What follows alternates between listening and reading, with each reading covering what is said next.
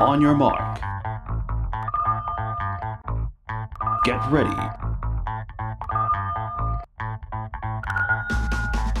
It's time to go the distance. For sports news and sports review, get ready. It's The Pitch.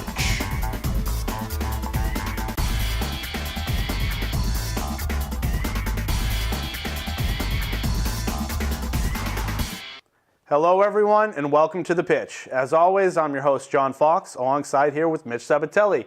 Now, for today's episode, we have a very big NFL show, playoff preview, so let's dive right into it. All right, first and foremost, the Patriots, New England Patriots, lose in Heinz Field to the Pittsburgh Steelers, 17-10. Pretty crushing blow. Mitch, we'll start with you, obviously, because Peps isn't here. And Merry Christmas to everybody. Okay. Now, is this more of a statement win for the Steelers or a statement loss for the Pats? I'm going to have to go and say it's a statement loss for the Pats. You know, I feel like anytime in a game is 17-10 with the Patriots versus Steelers, everyone always says, including myself, that until the Steelers beat the Patriots, then I'm not going to take them seriously. And they did so, but they didn't overwhelmingly win. You know, Big Ben had a couple mistakes. Jerron Harmon had a couple picks. And, you know, as soon as the Patriots were about to come back and you saw after that Jerron Harmon pick that, you know, they were going to march down the field and, you know, Edelman made a good catch to get it close. And then ultimately they just fell a little bit short. I think Tom Brady was a little lax in the first half. And I think, honestly, the Steelers outplayed the Patriots completely in the first half. It should have been a lot worse than it actually did. They should have blown them out. They should have blown them out of the water. Big Ben, he was just very average, Big Ben. Two touchdowns, 2 interceptions. Both teams weren't that great. Yeah. You know, I mean, Jalen Samuels, the one thing the Patriots do is they try to take away your best guy. And Antonio Brown and Juju had, less than 10 catches together? I thought J.C. Jackson played really well. I thought Stephon Gilmore played really well. Jalen Samuels, you know, he had 140 yards. He had a really good game. But that's what the Patriots usually do. If you get to the third weapon, they start letting you go. And he didn't score. It was more of just, you know, the Pittsburgh was less bad than the Patriots were. The Patriots were so bad. And the defense wasn't terrible. Like I said, the DBs were pretty good. Yeah. The Patriots' offense was really bad. The O-line was really good, actually. They kept Brady upright. You know, there was only a couple sacks. I remember the T.J. Watt one. The running game. I want to say one thing. You know, I know Gronk's getting older. I know Edelman's getting older. And obviously Tom Brady's getting older. There's 2 points I want to make here. Gronk and Edelman are not the most dynamic players in this team. Where was James White on that last drive? James White has been non-existent for the last 2 weeks. James White is our Christian McCaffrey. He's the most dynamic player. He's the fastest player. He's in his prime. He has the playoff experience. He knows the playbook. He's been non-existent. But that goes on. That goes on Josh McDaniels. He didn't have James White or Josh Gordon in that last drive for multiple plays. You play Rex Burkhead. I know they're always trying to throw the run game at everyone. And another thing. Tom Brady's physical strengths are still the same. He can still throw the ball. He's still an accurate quarterback. There's one thing that he cares about more than anyone else, and it's staying upright, because as soon as his Patriots career is over, he's going to that TB12 thing. And I think he worries a little bit about his recovery time, because he doesn't want to get sacked and have to wait a week before the playoffs. So Brady needs to put that aside, kind of still play like Drew Brees is playing, kind of get out of the pocket, and forget about getting sacked for a little bit. I will say the one thing that I have observed from Brady so far this year, him being 41, is he throws a lot more riskier passes. He is willing to do it this year more than any other year that I've ever seen. Like that pass last game where he got away, and you were just thinking he was just going to classic Brady, chuck it to the sidelines. He just fell back and lobbed it up to the end zone, and interception Hayden. That was awful. Yep. That was just terrible judgment. I mean, we're in field goal range. We're down. We were down. They just got the interception. We would have been down 1 point if we made that field goal, or if he just, you know, tried to, you know, pick up chunk plays, but instead I think it was 17-13 at the time, and he has been slinging it in there more into very tight windows, very very non-Brady like, into like triple coverage, like so. Well, there's 2 other things too. Edelman, there was a couple darts, and everyone knows the classic Brady to Edelman is 10 yards up, 15 yards up. There's unfortunately been a lot of drops from these wide receivers. It hit him right in the numbers. Edelman's bobbling balls, dropping balls. Josh Gordon missed a lot of good catches. Yeah. Gronkowski's always dominant against the Steelers, and I know everyone. So it hasn't been one particular player. It's pretty much just been the whole team all around. I mean, what are you doing out there leaving Rob Gronkowski the previous game against the Dolphins and not putting Josh Gordon in the backfield for that particular play? I mean, you think Ryan Tannehill is going to bomb it? No. Generally, comes December, everyone always with says 7 seconds left in the game, do you think Ryan Tannehill of all quarterbacks is going to bomb? No, they're going to try some lateral magic, and they pulled it off. Well, the thing is, too, and the Patriots always use the first 4 weeks as an extended preseason. But by December, usually the Patriots offense is firing on all cylinders, but the defense is finally getting there. And I feel like the defense is. It's not a good defense. But one more comment. There's 2 things that are really astounding for the Patriots right now. It's Josh McDaniels' play calling. That's pretty much the next question. Are you worried about the Pats, and what's wrong? Like I was going to say, there's 2 things worried about the Patriots. I think it's Tom Brady's after football career, interfering with his current career, thinking that he wants to make sure his whole TB12 thing, rejuvenation, stay hydrated, stay pliable, recovery time. He's too worried about getting hurt. He's too worried about, trying to get the ball out quick so that he doesn't get sacked rather than just taking his time. The offensive line has been pretty good. There was a lot of penalties. There was 14 penalties. Trent Brown and Marcus Cannon had a lot of penalties. But for the most part, they've been keeping Brady upright.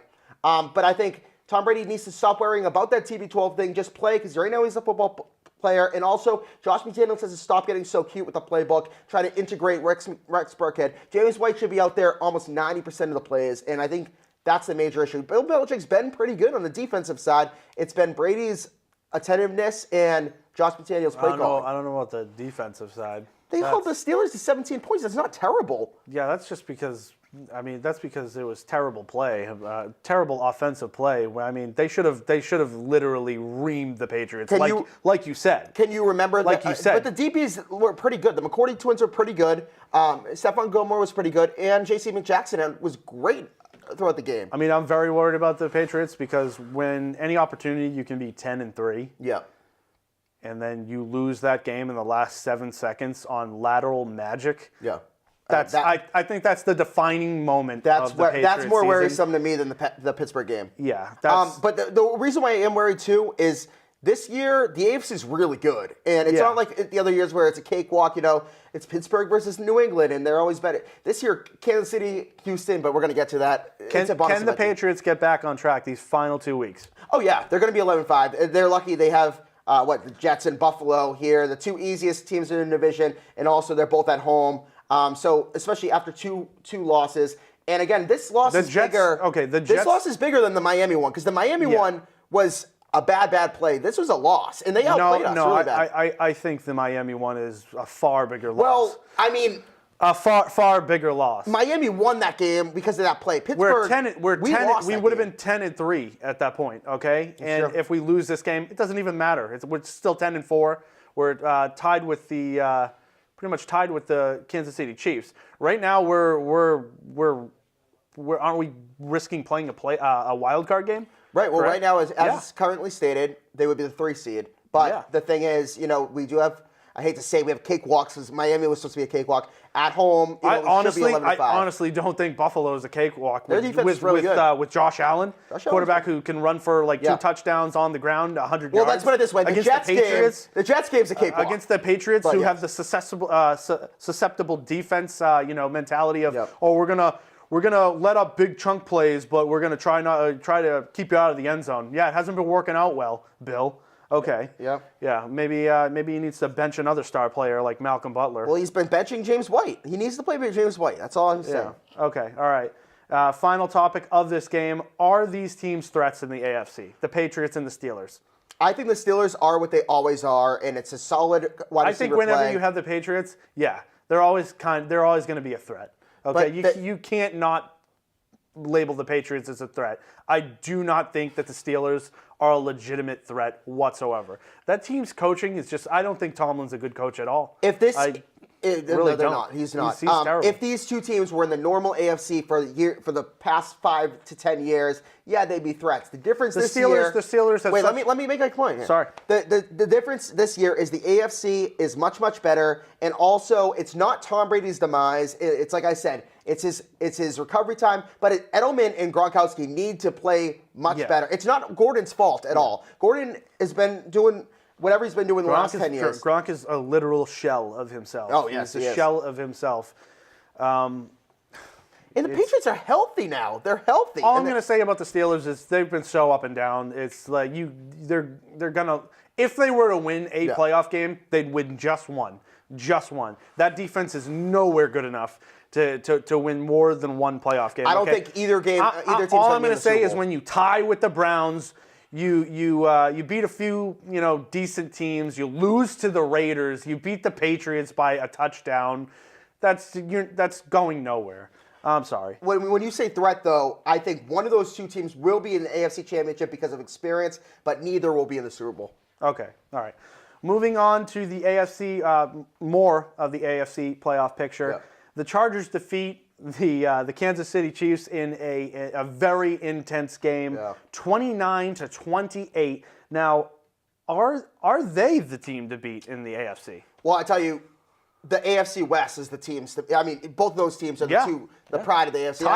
I love Houston too, but what I saw from Lynn late there, going for 2 on the road, that's what you should do. And like you made a point when you were watching that game against the Patriots, if they scored, they were going to go for 2. I think that's the same situation. Yeah. And that's what you got to do. Lynn made the call. Mike Williams had a huge game. I love what Keenan Allen needs to get healthy. Keenan Allen and Melvin Gordon. They played without Keenan Allen and Melvin Gordon and Austin Eckler and still beat Kansas City at home. Justin Jackson. And Justin Jackson's been huge. But once they get their big 3 of Eckler, Keenan Allen, and Melvin Gordon, with that coaching staff, I love Lynn. And Phillip Rivers, I've never been a big Phillip Rivers guy, although once he has the good supporting cast, he's always solid. Can he do it by himself? No, but when he has the weapons on offense, when he has the running game, which he has with Justin Jackson and Melvin Gordon, and when those two, the best 2 pass rushing duo in the game right now is Ingram and Joey Bosa, and I love Derwin James as safety. Right now, I still think the Chiefs are better. They win 6 out of every 10 games, but the Chargers are right there. Yeah, definitely.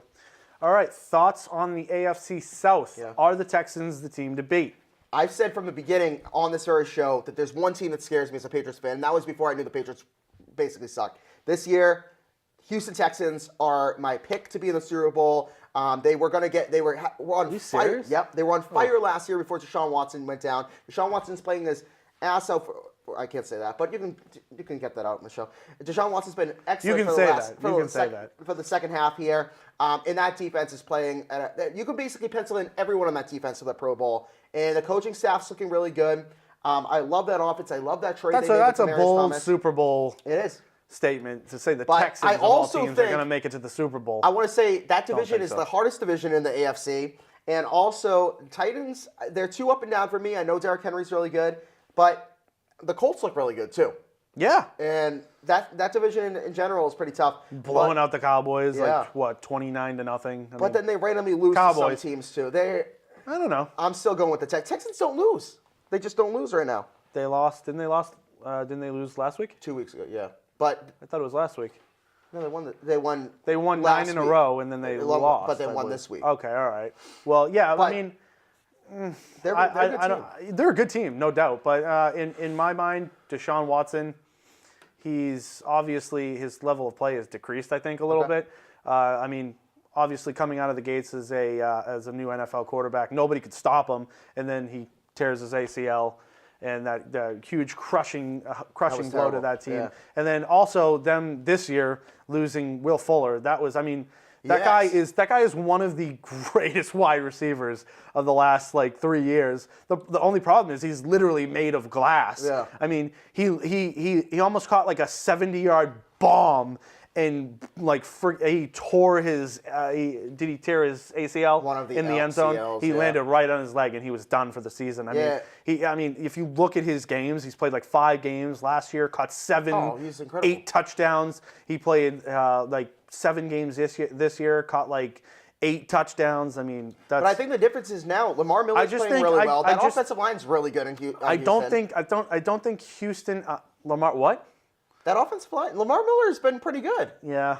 He had a really good game a couple weeks ago. I know he had a really good game a couple weeks ago. His first in 2 years. What Lamar Miller can do is he's good enough to make it so it's not all on Deshaun Watson's shoulders. Yeah. You know what I mean? The most subpar acquisition was the what? What are you going to say, Demaryius Thomas? Yeah, Demaryius Thomas. I think he's been completely average. I mean, they don't average. even really throw him the ball that much. I mean, if you look at it. I think he's more of a decoy, though. You know, you got DeAndre Hopkins open.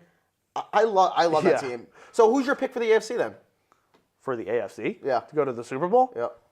I would have to say Chiefs right now. Yeah. I mean, I really, it's really just a shootout matchup for whoever they face. Yeah. Because their defense is terrible. I mean, I can't see anybody stopping Patrick Mahomes when it really counts. I really don't think so.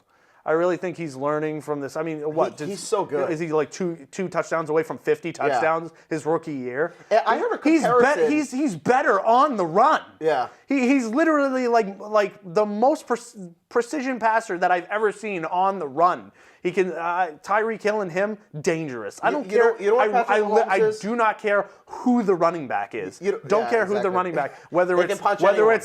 whether it's Thug Kareem Hunt. Yeah, that was terrible. That was terrible. I mean, seriously. Damian Williams looks good. Spencer Ware, how long is he hurt for? He I mean, might be Damian Williams He's looks better better than Ware. I mean, 2 touchdowns last week. You know when you're playing, when you're playing a video game and you're trying to design the greatest quarterback ever, you want somebody who has throw power, throw accuracy, can run. That is Patrick Mahomes, and people are not giving Patrick Mahomes credit because it's basically his first year. Le'Veon Bell, next year you better sign with the Chiefs, man. Yeah, that would be insane. I think he's going to the Colts. Which, moving on, Colts are going to be in the playoffs and not the Ravens. All right. Next topic. Are the Ravens going to make the playoffs? I just think Harbaugh was a little premature benching, and I know you hate Flacco, but benching Flacco for Lamar Jackson. No. Lamar Jackson is too run happy. I love Gus Edwards, but they have a really tough matchup next week, and I think Indy has a much easier road. I mean, to shut Baltimore out, almost beat the Chiefs, shut out the Dallas Cowboys. 2 weeks ago. Who was a lot of people stupidly 2 weeks ago. People were like, "Oh, the Cowboys are going to be in the Super Bowl." They're not. But to shut them out in today's NFL, that's huge. You know the only thing holding the Cowboys from ever being successful? You know that Jason Garrett. Jason Garrett. Yeah. He's one of the worst head coaches of all time. Yeah. I swear to God, there was a time you would just be like, oh, I wonder what this play is going to be. Run. Yeah. Oh, it's 3rd and 7. Run. Oh, my God. I just can't get, ever since Tony Romo dropped that ball as a holder, I just never liked the Cowboys. And yeah. No. Oh yeah, can we go back? Can I just say one thing about the Patriots game? Yeah. They were literally Tony Romo and whatever moron play-by-play announcer, I can't even remember right now. They were praising Jim Nantz. What a yeah. I just had to stop right there. They were praising an NFL kicker, Chris Boswell, for hitting a 45-yard field goal. And the field goal is good! Yeah. Are you serious? Are you serious right now? Yeah. I went to the kitchen. I made myself a sandwich. I didn't praise myself. I mean, that's his only... I was watching the game with you. He knows the tangent rant that I went on. Yeah, I know. Oh, he literally missed a 20-yard field goal. He's been that bad, though. They brought in Sean Sweesom to try to make a guy who's missed 13 field goals, you're literally going to, as an announcer, like throw your hands in the air, flip over every table in the room and say he made a field goal? Well, in fairness, though, Tony Romo was not used to winning. So when he does see a team win, it's really, really glorious for him. Yeah. All right. Moving on to the NFC. Got a little carried away right there. Moving on to the NFC, the Rams lose, terrible loss, by the way. They lose to the Eagles 30-23. Nick Foles back in the saddle. Yeah. Carson Wentz with the back injury now. Thoughts on this game? Is it a more important win for the Eagles or a more important loss for the Rams? I think it's important for the Eagles. The Eagles are still in the picture, and I think there's something with Nick Foles. Obviously, don't get me twisted here. Carson Wentz is a better quarterback than Nick Foles, and he always will be. Although, when Carson Wentz sits back there, I think everyone else kind of plays a little lackadaisical. I don't think Jeffrey's all out there. I don't think Zach Ertz is all out there. Now when Nick Foles plays, I feel like Peterson calls better plays. I think the Super Bowl ends up being Eagles-Chiefs. Eagles win. Yeah. But I don't think he calls that. I don't think everyone knows about the Philly thing. I don't think Doug Peterson would call those kind of plays if he didn't have Nick Foles. Nick Foles is an experienced quarterback, but I think everyone kind of rallies around him and likes that underdog mentality. Remember, the Philadelphia Eagles went off last year after they got Nick Foles and made that whole, let's put the dog masks on, and it was kind of a little overblown that they were underdogs when they were the number 1 seed. But I think Nick Foles, he has the experience now. He knows the team. He was getting the ball to his playmakers with Jeffrey and Ertz. And I think that guy, Josh Adams, looks really good. The Rams, though, Aaron Donald's been a little bit suspect the last 2 weeks. If you double team Aaron Donald, it's a lot tougher for that defense because Aaron Donald is so overpowering at one-on-one. When you double team him, they could become a little bit of an average defense because the rest of the guys really need to get to him. You got Brockers, you got Sue. So I think it shows that the offense of the Eagles is really good or getting better, and the defense of the Rams is getting a little bit worse. And I saw Jared Goff miss a lot of open plays the other day, and I know they've been a little bit worse offensively ever since they lost Cooper Kupp, but I want Jared Goff to get back to his roots, let Gurley really dictate that pace of that offense, and be the playmaker, kind of the Alex Smith of that offense. He's better than Alex Smith, but you still got to lean on Gurley rather than Goff's arm. Yeah, I completely agree. All right, moving on. Chicago Bears beat the Green Bay Packers, ending the Packers' playoff hopes. I mean, there was really no hope to begin with. Yeah. Are the Bears a real threat? I'm still just not sold on Trubisky. I love the defense of Smith and Khalil Mack. I love the coaching. Are you sold on Tariq Cohen? I am. I mean, he's a decent player. He's a good player. He's a good player. I don't think he's a game changer. Now, I think that's a statement thing because the Packers is a huge game changer. The Packers always beat Chicago, and I think Aaron Rodgers this year in particular, this is the first year this is actually the first year that Aaron Rodgers is showing that he's really decent. I mean, yeah, he's when you mean decent, like not superhuman, he's not superhuman. I mean. They're dealing with new wide receivers with Valdez-Scantling and I don't even know how to say the other guy's name. St. Brown. Equanimus. Who would name their kid Equanimus? I don't know. Somebody who just doesn't like him. I don't know. But I think since Aaron Rodgers took over for Brett Favre, he has always got the team to the playoffs when he was healthy. And even that time when he comes back with 9-6, he always got his team to the wild card. This is the first year that he's going to be healthy and not make the playoffs. I mean, you even have Aaron Jones, who's like a huge key player. I mean, it took him more than half of the year to actually start utilizing Aaron Jones. I mean, I know he was suspended.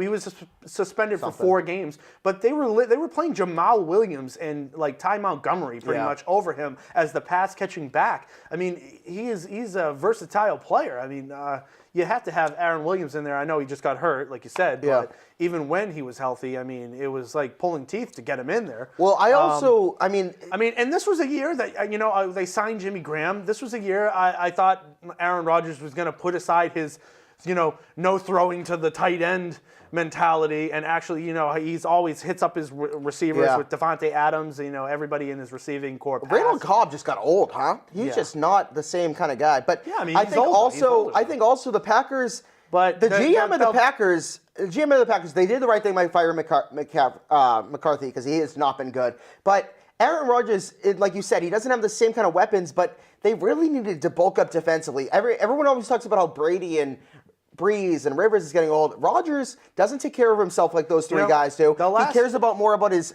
off the field stuff. He's kind of like the State Farm guy, all the Danica Patrick stuff, but he doesn't really do the same on-field regimen like the rest of the guys go. He's more Hollywood than he is football, and so therefore they should really bulk up in that defensive side, and the GM never did that.